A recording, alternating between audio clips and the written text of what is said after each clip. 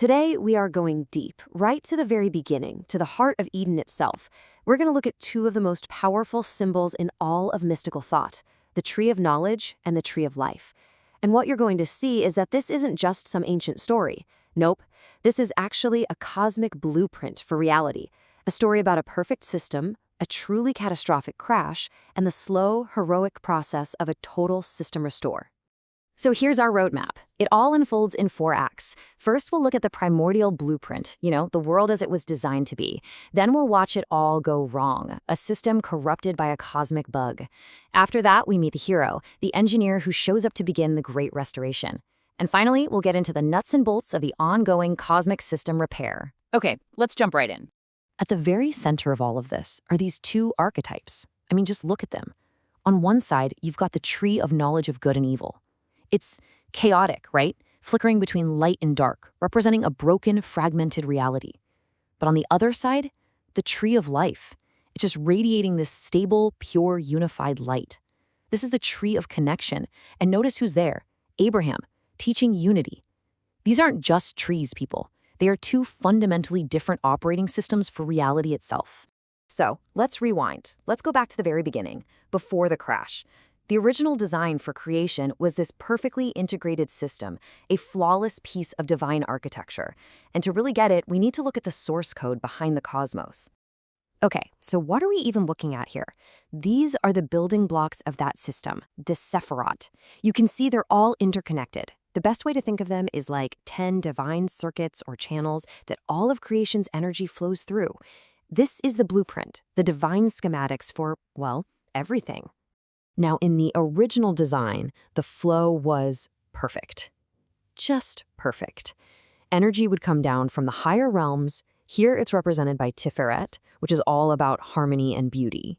It then gets focused through Yesod, the foundation, before it finally comes into our physical world, Malkut, the kingdom. And in that state, the energy that hit our world was pure, direct, life-giving. A perfect top-down transmission, absolutely no interference. So, here's the key. The primordial world was running on what you could call a unified source code. It was one single, flawless spiritual operating system. Heaven and earth, spirit and matter, perfectly connected. No firewalls, no viruses, no glitches. Just a pure, stable flow of life. This was the world of the tree of life. But then, a choice was made. A vulnerability that was always there was finally exploited, and the entire cosmic operating system came crashing down. Let's look at how this one vulnerability introduced the malware of duality and caused a system-wide failure. The Zohar, it has this absolutely chilling phrase to describe what happened next. Her feet go down to death. It sounds poetic, but it's actually incredibly technical. Her refers to the lowest Sephira, Malkut, our world. It means our world got disconnected from its source of life. The flow was cut, and the consequence was a fall into a state of mortality and separation. And this right here is the heart of the whole event, the tree of knowledge of good and evil. It wasn't just a plant with some magic fruit. It was a program. It represented a choice to see reality not as one unified whole, but as a collection of separate, warring opposites, good and evil, light and dark. Adam's choice to eat from it was like running a piece of code that installed a fundamental bug into reality's operating system, the bug of duality. And just look at how it corrupted the flow. Once that choice was made to split good and evil, the energy coming into our world, into Malkut, was no longer pure. It became this chaotic mix, this flicker of opposites. And because of that, our world became a place of conflict, of contradiction. The Zohar literally calls it a mixture within Malkut. This fragmentation, it's the source of all the chaos we see and feel. This table just lays it all out, side by side. It's the before and after of a total system crash. In the tree of life state, you had a unified flow, a perception of oneness, and the result was life. The energy signature was a pure, harmonious white and green. But after, with the tree of knowledge, the flow is fragmented, perception is dualistic, and the outcome is separation and death. And the spiritual color code shifts to this unstable, flickering mix of red for judgment and white for mercy. The system went from stable to deeply, deeply unstable.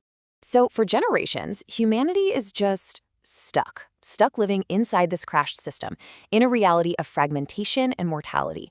But here's the thing. A system restore was always part of the divine plan, and to deploy the patch, the universe needed a master engineer. This timeline really gives you the grand sweep of the whole story. You start with the perfect system, then bam, Adam's choice causes system-wide fragmentation.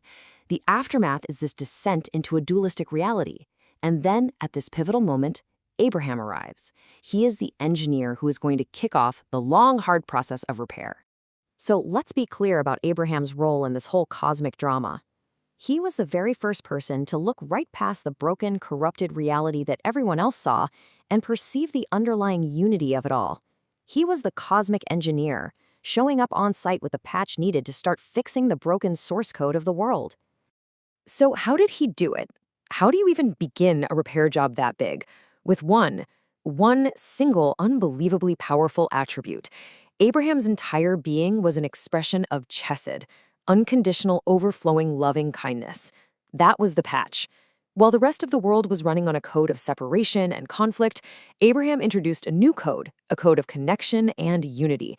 He started overriding the bug of duality with the powerful frequency of pure, unifying love. So all those stories about Abraham, welcoming guests, teaching about one God, they weren't just him being a good guy. Mystically speaking, he was replanting the tree of life here on Earth. He was creating a brand new access point to that original unified source code.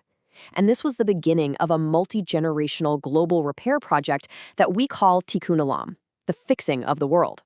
And guess what? It's still going on right now. Okay, I get it. This idea of fixing the world can sound pretty abstract.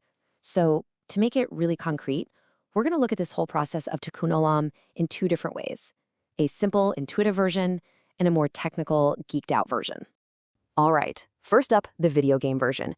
Picture this. You're in a world that has fallen into darkness and shadow because its main power source, the tree of life, got corrupted. The hero of our story, Abraham, finds a single seed of the original true tree. He plants it in the broken land, and through his quests, his actions, he nurtures it. And slowly, over many levels, many generations, the tree grows. Its pure light starts to spread, healing the corrupted land all around it and literally pushing back the darkness.